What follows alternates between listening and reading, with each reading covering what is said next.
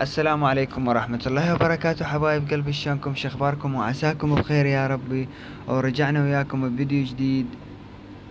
هذا الفيديو اريد منكم انه تطلبون من عندي تحديات لو خيروك، وان شاء الله انا باقرب وقت راح اسويها، واسف على التاخير لان المشاهدة معلقة والمشاركات مو هواية للقناة.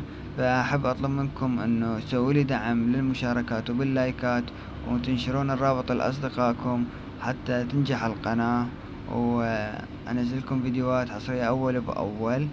حبايب قلبي، لا تنسون ان تطلبون من عندي لو خيروك.